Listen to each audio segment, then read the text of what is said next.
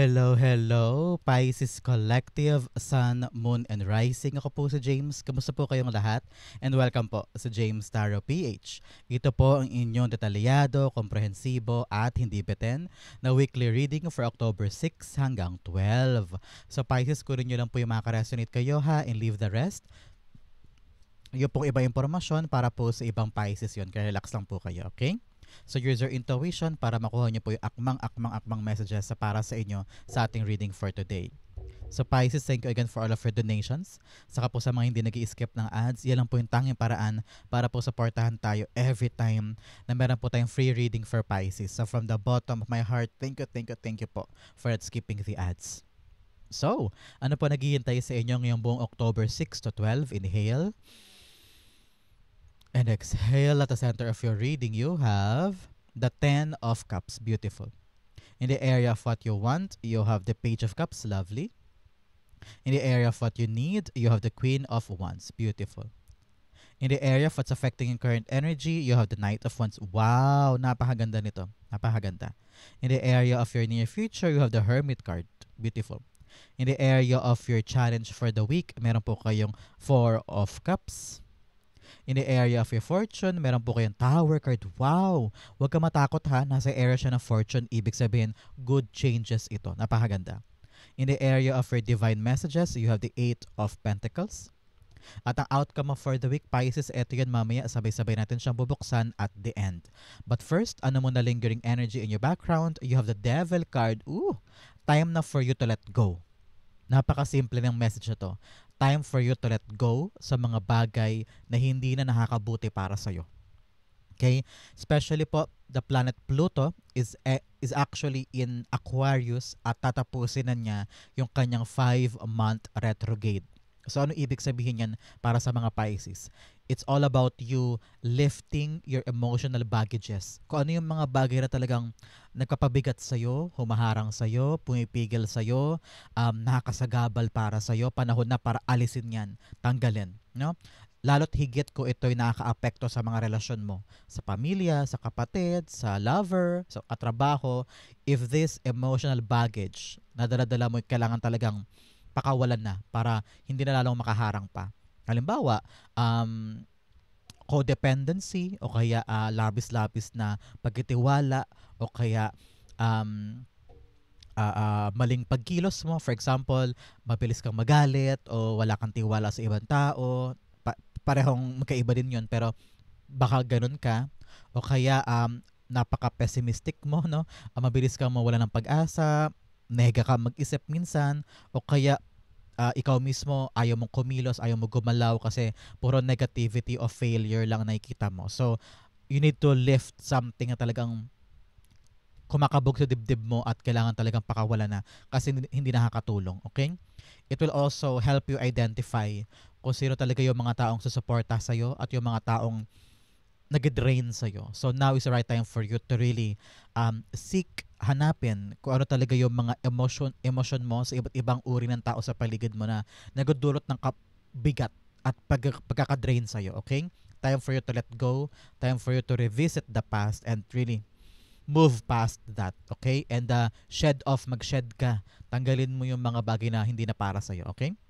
At the center, you have the 10 of Cups. It's all about you really cultivating the special love and happiness sa buhay mo. Totoong love to ha, totoong happiness, genuine happiness sa buhay mo na umaapaw, siksik, liglig, not just for you but also your loved ones. Okay? Nakita ko rito, have a serious conversation. Kitang-kita ko yung paglaan mo ng buong puso mo para pag-usapan, para tumbukin, para talagang ma-identify yung talagang para sa'yo at gusto mo. And then be brave enough to do that with the Queen of Wands here. With a 10 of Cups here, sabi dito, you need to work on your true happiness. You need to work on what really sets you apart at kung ano yung magdudulot sa'yo ng kapanatagan. Especially, nakita ko rito, kailangan pag-usapan daw with a partner. Halimbawa, meron kang balak gawin. Bigyan kita example ha, para medyo malinaw. Halimbawa, ikaw, misis ka, for example lang, balak mong pupunta sa Maynila, doon na kayo lumipat halimbawa, and then yung partner mo sabi niya, ay ayoko doon, nandito yung mga bata, dito yung kanilang school, dito yung kanilang kabuhayan ninyo, so parang ayaw niya. So, nakita ko rito, it's about your future. Okay? For both of you. serious conversation with your partner, no? Pero ito'y huwag ka daw magi-give in sa pressure na kailangan gawin agad yung pag-uusapan ninyo o sumunod ka sa gusto niya o sumunod siya sa gusto mo. Kailangan nyo lang mag-usap, maging bukas lang ang inyong maging bukas kayong dalawa sa kung ano yung makakabuti para sa pamilya at i-identify nyo na pareho kung ano yung mga bagay na humaharang sa happiness ninyo, sa katuparan ninyo. For example, pangarap nyo makaipon para makabili na ng bahay. So, ano yung pumipigil sa inyo para ma-reach yung goal na yon? So, you need to identify that para madali nyo maalis, para matumbok nyo na mas malinis yung goal sa katuparan. Because this is fortune after difficulty. This week na ito. Kay itong linggong ito. Talagang meron ka mga wishes. Talagang malapit mo na masungkit at kitang-kita mo na yung katuparan niya. Pero para totally matupad siya, meron ka pang dapat talagang ma-identify na bitawan. Para totally malinis ang pagpasok nito sa buhay mo. Okay? Ten of Cups. The Sun card. Yes. Wow. Happy times gonna come to you this week. Tapos na. Ayoko na mag-reading. Kasi pag lumalabas si Sun, happiness na to eh. Sabi ko nga sa inyo, wag mong katakutan tong Tower card because nasa fortune area eh. Ibig sabihin talagang magandang changes. So ngayon nakita ko rito na there will be happy times for the family. Kitang-kita ko rito, reunion, spending time with your family and friends, spending time with them. Kitang-kita ko rito na sabi ng spirit guides mo, you are now actually, I don't know why, kitang-kita ko na yung pangailangan meron. Parang hindi ka tulad dati, lahi ka nag-iisip sa nakukuha ng pambiling ganto, pambayad ng ganyan, panggastos dito. Dati kapos na kapos eh. At talaga namang shook na shook ang isip mo every single time with the expenses. Pero dito, kitang-kita ko po ayon sa yung spirit guides, this week, no, according din sa yung planetary alignment, yung mga resources mo okay yan. Makaisip ka ng bagong strategy. With the Sun card here, parang lilinaw ang isip mo eh. Parang, tsadan! Lilinaw ang isip mo sa mga bagong paraan para ma-manage mo yung mga resources mo, no? Maaaring makareceive ka ng bayad, makatulong yan pondo para malaanan mo yung pangailangan ng pamilya, o kaya makakabayad ka na ng utang, or someone magabayad sa'yo naman ng utang, parang ganyan. Or, e-evaluate mo yung budget mo para kumasya para sa pamilya. Kitang-kita ko dito, Pisces, yung kaginhawaan ng family this week. Parang magaan lang, masaya lang, maayos lang. Kaya kung ano nga yung dapat pag-usapan na para ma-plansya na at pare-pareho kayong malinawan para moving forward, lahat kayo ay on the same page. Ganyan, okay? In the area of what you want, you have the Page of Cups. Page of Cups all about you putting your whole heart, buong puso, buong pag-ibig, buong emotional power sa mga bagay na gusto mong palakihin, payabungin, palaganapin sa life mo, no? Especially po in your intimacy part. Para sa mga couples diyan, kitang-kita ko, you need to put more trust. Tiwala, ilabas mo yung puso mo, ilabas mo yung nararamdaman mo, be truthful with what you feel pagdating sa partner mo para maintindihan ka niya. Sometimes, hindi naman masama yung parang feeling mo mahina ka, feeling mo kailangan mo siya. It's always okay to be vulnerable in front of your lover para maramdaman niya na kailangan mo siya at siya lang din yung makakatulong mo sa pagtupad ng mga kailangan mo, no? So ngayon, kailangan ito trust, tiwala, paninindigan, and also hindi rin masama yung dumidepende ka sa kanya at some point to feel that you are loved, to feel that you're appreciated, to feel that meron kang makakapitan in the time of needs. In the times of need, okay? Kitang-kita ko rito na ilabas mo yung puso mo, iparamdam mo yung pag-ibig sa kanya or na kailangan mo siya parang ganyan. For intimacy to have for couples. For single naman, nakita ko rito parang, uy, may bagong apple of the eye, si Pisces. Parang medyo may makakapukaw ng atensyon mo. Parang, uy, parang bet ko to. Parang may spark kami, parang ganyan. So, congrats po. But for some, nakita ko rito that you're actually waiting for something good to happen. Parang may hinihintay ka eh. And you want na parang, sana maganda ang bunga, sana maganda ang outcome, sana bumabor sa akin ang kapalaran, parang ganyan. And nararamdaman ko you're manifesting something good for you. So congrats po, okay? The Page of Cups. The Queen of Swords. Wow, yes. You want to be blunt, you want to be honest, you want to be direct, you want to be clear on things that you want to say and feel and do, no?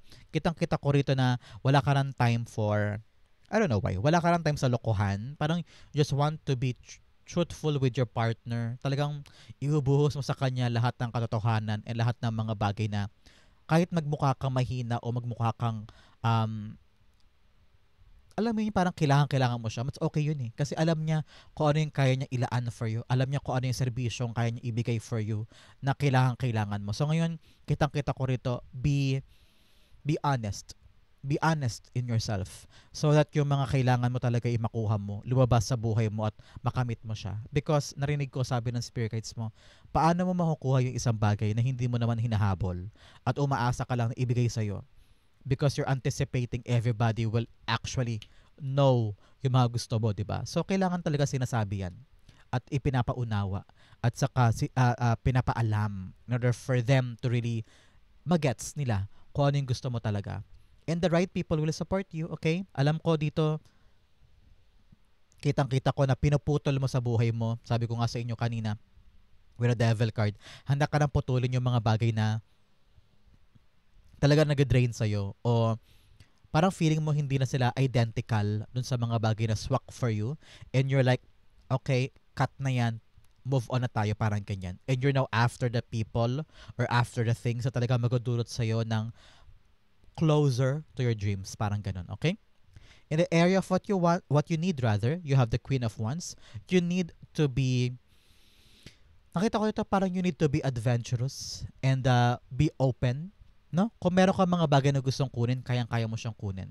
Kaya nga po sabi ko sa inyo, when it comes to your resources, kailangan mo maging maparaan and then mag-think positive. Dalawang beses lumabas yung positivity symbolism here na kung meron kang balak gawin, edi tapangan mo lang ang sarili mo at maniwala ka na kaya mo siyang hakbangan, kaya mo siyang tumbukin, kaya mo siyang kunin, no? Especially po, nakita ko rito with the Queen of Wands, and then the Hermit card, and then the Four of Cups. Kitang-kita ko rito na para mahanap mo yung mga bagay na gusto mo at makuha mo talaga yung pinapangarap mo, you need first to be brave enough na kilalanin kung anong karampatan mong dapat gawin para maabot yan. Kasi ngayon, parang nakikita ko na nagdadalawang isip ka or may humaharang eh. Kaya parang gulong-gulo ka eh. So you need to really cut off yung mga bagay na temporary at mga bagay na hindi pang matagalan na parang umaagaw ng atensyon mo, umaagaw ng psyche mo, kumbaga. Kaya parang sometimes naisip mo, kaya ko ba, magagawa ko ba, okay ba ako dyan? So if you could just really believe in yourself eh, talagang lakas lang ng loob eh, at tiwala sa sarili, magagawa mo to. Okay? The Queen of Cups, Queen of Wands rather, the Seven of Wands, yes. Now, you need to stand up for yourself. Yes. Confidence and also bravery na panindigan yung desisyon. Meron kayong mga gagawin this week that requires you to really stand up for what you believe in. Okay? Marami ka sigurong i-impose sa desisyon, especially halimbawa sa budget, sa pera, sa mga bagay na bibitawan mo na, sa mga taong bibitawan mo na. Syempre, marami mga tao dyan ang kukwestiyonin ka, tataas ang kilay mo. Nag-i-impose ka rin ng pagbabago sa sarili mo na sabi mo, gusto ko na itama yung routine, gusto ko na itama yung mga mali, gusto ko na i-identify yung mga humaharang sa akin and then bibitawan ko yun, lalagpasan ko yun. So, maraming tao sa paligid ang tataas ang kilay at parang kukwestiyonin yung mga ginagawa mo. Pero ikaw, kung naniniwala ka na these changes is really helpful para sa'yo, panindigan mo. Stand your ground, defend it, and then panahon na daw para mag-put ka ng boundaries against other people that are draining you and are not really for you. Okay? Time na para sa'yo para magkaroon ng enough is enough. I want to rebuild my confidence again at manalig ulit sa sarili ko and panindigan yung gusto mo. Okay? In the area of what's affecting your current energy, you have the Knight of Wands. Knight of Wands, nakita ko rito, may darating talagang good news. Okay? Good news or go signal. Kaya sobrang saya ng familia. Sobrang linaw na parang, yes, nandito na. Salamat Lord. Napakalino na sa isip ko. Kaya malalet go mo na agad-agad or either magkakaroon ka na ng lakas sa loob na itapon tong mga negativity because dumating yung confirmation. I'm seeing here recognition from something or confirmation from someone kaya parang ikaw, yes, may panghahawakan na ako. Meron akong tangible at saka talagang konkretong bagay na kaya kong panghawakan na rason para iwanan na to at magbunyi kami, parang ganyan. Example, sabi ko nga sa inyo kanina, may marireceive kang bayad or kaperahan. Yan yung good news. O halimbawa, nakabinbin na sweldo or loan. Kaya parang biglang, yes, yes, nakuha ko, nakamit ko na, then boom. O kaya mababayaran na yung utang, kaya parang napakagaan na ng pakiramdam mo for you and your family na solusyonan yung isang problema. O kaya umayos bigla yung iyong trabaho at maapektuhan yan yung family mo, parang ganyan. So, happy time is coming, not just for you but your family. So, nakita ko talaga adventure of a lifetime ito. Napakasigasig mo, napaka-passionate mo, and you're doing everything para magtuloy-tuloy itong magandang resulta na ito o magandang balita na ito para tumagal sa life mo, okay? The Knight of Wands, the King of Swords. Whew! Sabi ng spirits mo, action, action, action. Okay? Bukod sa pag-enjoy sa bagay, kailangan daw seryoso ka. No? Kitang-kita ko rito na wag mo daw sayangin yung pagkakataon. Kapag dumating yung good news na talagang hindi mo akalaing nandyan, kakatuwa mo and your family at lilinaw na yung isip mo na parang, ay, okay, now I know kung ano gagawin ko for the next 5 months, for the next 5 years. At talagang kalinawan sa isip. Sabi rito, mag-strategize ka ha. Hindi porket dumating yung good news, bara-bara na. Kailangan talaga pagpasok ng good news o magandang impormasyon or go signal, kailangan ikaw, you're alert. Iniisipin mo, anong gagawin ko ngayon? Ano next big step? Ano na ba yung next step? Ano pa yung next 15 steps ko? Kailangan nakahanda na yan. So ngayon, clear mind, clear strategy para talagang itong pagdating nito, smooth sailing. And also, payo din sa'yo, kailangan ine-enjoy mo while you're doing it. Kasi kung hindi mo ine-enjoy, ay baka bitawan mo din yan. Kaya kailangan talaga minamahal mo, your passion is there, your love is there, para sulit ang journey na to moving forward. Okay? In your near future, eto ka with a Hermit card. Hermit card's all about you knowing the truth, knowing knowledge, knowing everything that you can para magamit mo moving forward. Alam mo yung si Tatalino dun sa Bubble Gang, yung role doon ni Michael V. Parang ganun siya eh. Parang ganun ka eh. Inner knowledge, inner knowing, alam mo agad yung magiging rason o gagawin or solusyon para hindi ka maligaw, parang ganyan. So, especially po, Mercury is entering Scorpio this week on October 6, okay? So, anong epekto niyan para sa'yo? Para sa mga Pisces? This is the right time for you to really magkaroon ng malawak na worldview. Malaking pananaw, malaking pagkakaunawa, malaking malawak na pagkakaintindi sa mga bagay-bagay sa paligid mo. No? Especially sa ruta mo, sa career path mo, sa destiny mo, sa pangarap mo. Your knowledge will be your power. No? Especially po sa mga desires mo.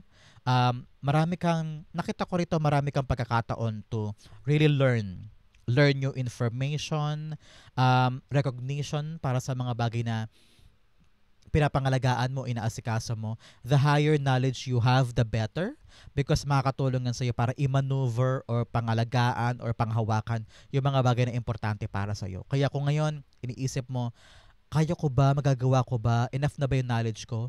Kaya mo pag-aralan. Kaya mong halongkatin at habulin at tignan kung ano yung mas makabuti para sa'yo. The bigger knowledge, the better.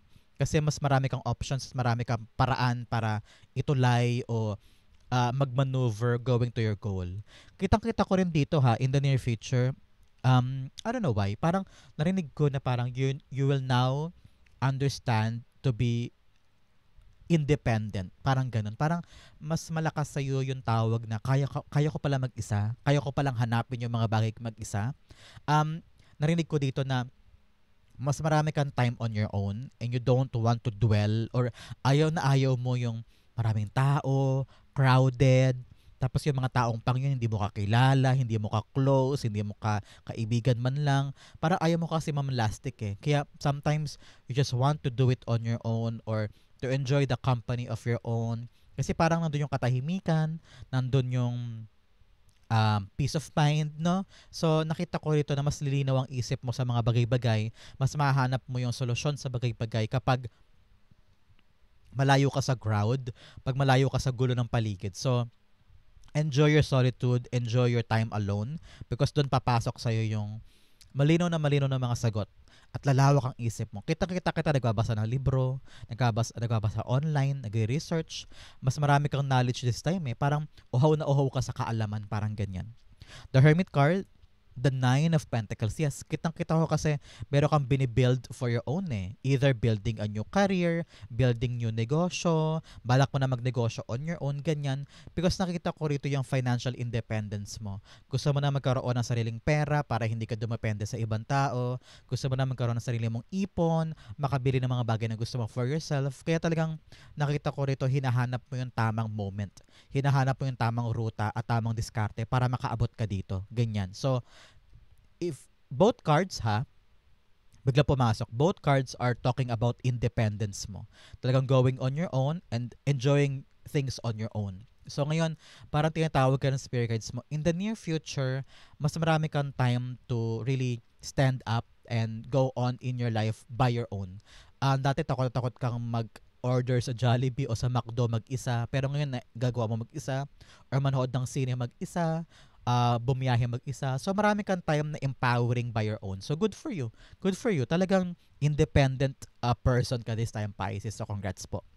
In your challenge, you have defensive, unseen resistance to unresolved issues, explored with curiosity. Yes, curiosity here. Talaga namang paghahanap sa sagot. And reflection, acceptance, and growth. Yes, tama na daw yung pagiging defensive mo. Marami ka daw excuses. It's time for you na kilalanin yung mga dark things sa life mo and let go of that. Alam ko medyo mahirap to. In the path of growth, in the path of paglago ng buhay, kailangan talaga kilalanin mo yung mga mali mo. Example ko ako, I always tend to be closer sa nighttime. Talagang mas productive ako pag gabi, pag madaling araw. Doon talaga ako nagtatrabaho. Mas mabilis yung utak ko pag ganun. And then, talagang midnight, umaga ako natutulog. I don't know why, mas komportable ako matulog ng umaga. Something like that. Maybe because ganoon talaga din yung tawag ng trabaho ko kaya parang iba yung routine ko. Pero alam ko sa sarili ko sometimes I need to wake up early or do things based on my schedule para hindi ako nagagahol, hindi ako nagka-cramming. So avoid mo na daw yung mga excuses mo or defensive ka daw masyado. So parang ganoon ka rin, Pisces, no? Tama na yung pagiging defensive. Accept your mali, accept yung mga bagay na kailangan baguhin para luminaw at dumediretso na yung goal for you, okay? Now, the message, self-compassion, embracing imperfections helps you find strength. Yes, i-accept mo lang yung mga pagkakamali, yung mga flaws mo, yung mga kababawan mo, pati rin yung mga pangit sa sarili mo. No? I-accept mo lang yan and that will be your strength. Okay? Sabi rito, growth, mindset, and resilience. Yes, ikaw dapat yung unang-unang cheerleader ng buhay mo. Dapat kabati mo ang sarili mo eh. Huwag mong sabihan ng negatibo ang sarili mo. Pag nagkamali ka, nagkamali na. Pag nagkulang ka, nagkulang ka. So, dapat ikaw mismo yung ikaw muna yung unang yayakap sa sarili mo. Especially, lalo't higit pa nagkamali ka. So, always be kind to yourself. Okay? In your challenge, you have the Four of Cups. Four of Cups all about you. Hindi ka na masaya. Tukos sa mga bagay na meron ka. Sabi mo, hanggang dito na lang ba to? Maghihintay na lang ba ako sa wala? Trabaho ka ng trabaho pero parang bakit hindi pa ako satisfied? Bakit hindi ko nakukuha talaga yung bagay na tinutumbok ko, no? Bakit parang laging kapos o laging kulang o bakit hindi pa ako totally masaya?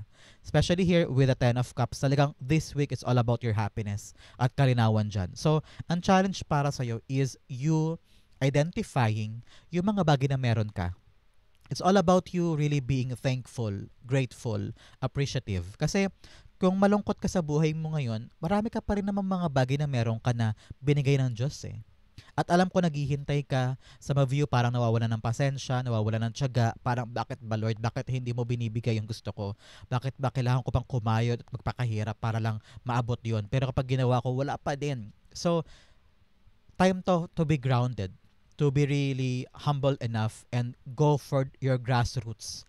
Hanapin mo yung ugat ng mga pagkilos mo o pag-abante mo sa buhay o pagkayod mo sa buhay and see kung nasan ka na ba ngayon in the past 6 months, in the past 2 years. Marami ka rin nakuha, marami ka rin mga bagay na nakamit sa buhay mo. Hindi man yan yung ultimate dream mo o hindi man yan yung ultimate prayer mo pero binibigay sa'yo. So, yun ang pruweba sa'yo ni God na binibigay naman eh. Pero may right timing daw, may right divine timing for that. So ngayon, i-appreciate mo yung mga bagay na meron ka. So ngayon, simulan mo na, Pisces, tumingin ka sa paligid mo. Yan bang motor na yan ay dati dinasal mo lang yan? Yan bang bahay na yan ay dati pinagdasal mo lang din? Yan bang cellphone na hawak-hawak mo at earphone na pinapakinggan mo today ay dati pangarap mo lang pero ngayon nandito na? Hindi man yan yung ultimate wish mo pero meron ka. Kumbaga, so that is your sign that God is giving you something beautiful. So asahan mo kung ano man tong minimithi mo, ibibigay din. Okay? The Four of Cups. You have the Eight of Swords. Yes, wag mo daw isipin na kapos ka. Wag mo isipin na stuck ka na dyan. No, hindi ka stuck. Nasa moment ka lang ng life ngayon that God wants you to appreciate what you have. Nakita ko rito na self-imposed lang ito. Para ikaw lang din na nagkukulong sa sarili mo sa ginagalawan mo. If you could just be happy and appreciate life, hindi mo to mararamdaman na parang taling-tali ka, na parang kapos na parang limitado ang galawan. Ikaw lang daw nagkukulong sa sarili mo sa lugar na yan o sa espasyo na yan. Learn to be out, learn to explore the world, get out of your shell, at mararamdaman mo na marami pa palang naghihintay para sa akin at dapat ako maging appreciative sa meron ako. Okay?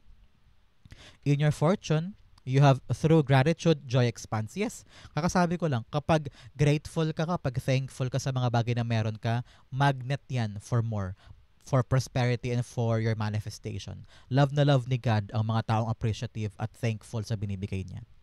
Another message you have, you are a beacon for others, a wise leader. Yes, especially here, wise leader talaga. Nakita ko rito na maraming tao sa paligid mo ang hinahangaan ka dahil matalino ka, magaling kang umunawa, very very empathic ka, sympathetic. Nakita ko rin dito na emotional ka din. Madali kang kumonekta sa ibang tao emotionally. So maraming tao ang tingtingala ka at mataas ang pagkilala nila sa'yo. Okay? In the area of your fortune, you have the Tower card. Magsaya tayo today dahil merong good changes daw na mangyayari para sa'yo. Sabi ko nga sa inyo, fortune after difficulty. Talagang pagkatapos ng difficulty, may magandang balita, may magandang dala sa'yo ang kapalaran. Makaka-let go ka na sa lahat ng heaviness, drama, conflict o kumakadena sa'yo. Talagang nagbabago na. So, kung dati kapos na kapos, ngayon may paggalaw, may pag-abante, may advancement, bumubuti ang lagay kumbaga. So, nakita ko rito, don't resist change. Kung may nagbabago, kung may dapat tanggalin, may umaalis, may dapat kumpunihin, gawin mo yan. Because change here is really happening this time. So, kung naman to, this is change for the better, especially po, nasa area siya ng fortune. Ibig sabihin, magandang pagbabago. So, asahan mo yan. Okay? Nakita ko dito, magbabago na yung financial aspect mo. Baka mamaya mas malaki ang kita this week. O kaya sa trabaho, baka magbago na yung routine, magbago na yung dynamic, mas gumaan, parang ganyan. So, happy changes ito. So, wag ka mag-alala. Okay? The Tower card, the Ace of Wands. Yes, spark of a new idea. Nakita ko rito, new life, new beginning. So, out with the old, in with the new. So, mga bagong bagay, bagong pagkakataon, new opportunity. Nakita ko promotion, a new job, no? So, mas maganda ang pasok ng mga bagay-bagay this time na magpapabago sa buhay mo. So, congrats po. Okay? In your divine messages, you have, don't let your past hold you back. Yes, ito yun. Tamang-tama. Huwag mo hayaang pigilan ka na nakaraan mo at kung ano yung pumipigil sa'yo, kilalanin yan, putulin.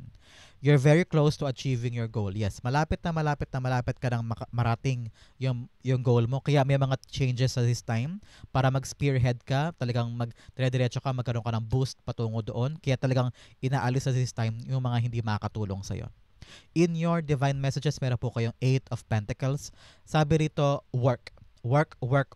Pagtrabahuhan yung dapat pagtrabahuhan, kumpunihin na yung mga bagay na kailangan kumpunihin, pag-usapan yung dapat pag-usapan. Nakita ko rito that you are being recognized also with your work. Some of you, nakita ko rito international. May mga opportunities ka with a foreign person, pwedeng AFAM mo to, o kaya company. Baka mamaya ay parang VA, virtual assistant, or a call center, kaya may client ka abroad, no? Parang international market ito. So, congrats po. You're getting global, parang ganyan. So, your hard work, yung iyong expertise, yung pangalan, nakita ko maraming diploma, certificate, sapat na daw yun para maging credential mo, para mag-level up ka or mag-apply ka for something bigger, ganyan. So, nakita ko rito that you are good enough para abutin yung mga pangarap mo. For some talaga, AFAM to or global opportunity. So, congrats po. Okay? The 8 of Pentacles, The Hanged Man, yes. Kitang-kita ko rito that sabi ng spirits mo, when it comes to your work, when it comes to expansion of your career, halimbawa balak mong magkaroon ng bagong posisyon, lumipat na ibang kumpanya o umangat yung sahod, no? Marami kang iniisip sa paglago ng buhay mo. Pero ngayon nakita ko rito, sabi ng spirits mo, sit down, upo ka muna, stop muna tayo, and then mag-isip muna. Halimbawa, plano mo, lumipat na ibang bansa, lumipat na ibang kumpanya. For example lang ha, para upuan mo daw muna at pag-isipan mo na bago kumilos para luminaw ang isip mo sa tamang step, sa tamang guidelines, sa tamang requirements, no? Para hindi bara-bara. Kailangan to matagal mong pag-isipan, no? So kung halimbawa balak mo lumipat by the end of December ng ibang kumpanya o ibang career, ngayon pa lang dapat hinahandaan mo na o pinag-iisipan mo na at may konkreto ka ng hakbang. So the clearer the mind you get, the better para malinaw yung pundasyon sa bawat hakbang mo, ganyan. So nakita ko rin dito na para daw walang delay, kailangan mo husayan ng trabaho mo. Pisces. For other Pisces to na kailangan husayan, galingan, talasan ang skills para kung may mga delay man, madali mo aksyonan. Okay? In your outcome rather, bigyan ka ng 3 cards. Ay, 4 pala to. So, older woman, meron daw babaeng matanda sa buhay mo. Pwedeng nanay, lola, or katrabahong matanda na may concern daw sa kanya, kausapin mo. Bond with this person para makita mo yung concern niya at baka makatulong ka. Camel, persevere and you will overcome problems. Yes, magsipag lang, sabi ko nga sa inyo, di ba? Magsipag lang para kung ano man yung stuck, kung ano man yung stagnant, ay magkaroon na ng paggalaw. Now, the message of Stork, news of a birth or a new business or opportunity. Yes, ito yun. May changes, may paparating na bago na talaga namang spark of an idea, new life, new beginning. And also, pagpasok ng good news here with a Knight of Swords. Wind chimes, peace and harmony. Yes, kailangan talaga katahimikan, pag-aayos with family and friends, good times, good bonding time, okay? Harmony, ganun din sa mga katrabaho. Walang time for away-away or conflict or drama-drama.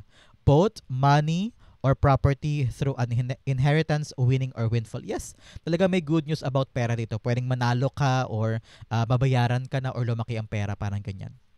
Wreath, sorrow over a loss. Yes, kasi puputulin mo na to eh. So, medyo malungkot ka dyan. Medyo mahirap to, yung mga puputulin mo sa buhay mo. Pero kailangan eh, para mas gumaan ang buhay. Mountain road, you're on the road to success. Yes, confirmed. Nasa dire-diretso kang tagumpay mo. Ang outcome mo, for October 6 to 12, yes, 4 of Swords. Talagang kaparatagan ng buhay. Ngayon parang you are now panatag na. Relax ka na. Kasi unti-unting gagaan yung mga bagay sa buhay mo. Kasi bibitawan mo na yung mga naging rason kung bakit mabigat. So ngayon, nakita ko payapa, walang takot, walang duda, walang pangamba na bukas kaya, ano kayang kakainin namin. Wala nang ganun eh. Kasi parang very, very relaxed ka na. Sabi ko nga sa inyo, nakita ko kanina, nagbabasa ka ng libro, nanonood ka ng TV, kayang-kaya mo nang pumunta sa mall na mag-isa. Payapa ka na eh. Parang no stress, no worry, no baggages, no pressure. Parang ganyan. So, kitang-kita ko yung kaparatagan ng puso mo this time. For others, nakita ko an answered prayer will come to you this week. Congrats po. The 4 of Swords, paalala din dito ha. Rest, matulog, magpahinga, time for yourself. Oh, Empress card, yes. Empress card is all about taking care of yourself. Time na to for self-care, self-love. Nakita ko rin dito na huwag ka na daw mangamba kasi yung binubuo mo because Empress cards, card of creation, no? So kung meron kang binubuo, nililikha, inaasikaso, na papeles, dokumento, or may nilalakad ka na trabaho, mabubuo daw yan at magiging panatag ka na. Sabi dito, don't force things. Huwag mong pwersahin. Huwag mong kontrolin. Let it happen. Let it flow. Let it go. It will come to you. A wish fulfillment, creation, yung nilalakad, mabubuo, it will come to you. Kaya, mag-relax ka. It will come on its right time. Okay? So, wow, Pisces, that is your October 6 to 12. Hopefully po yung nakaresonate ka. Comment down below. Thank you again for watching hanggang dulo. I love you. This has been James of James Harrio PH. God bless everybody.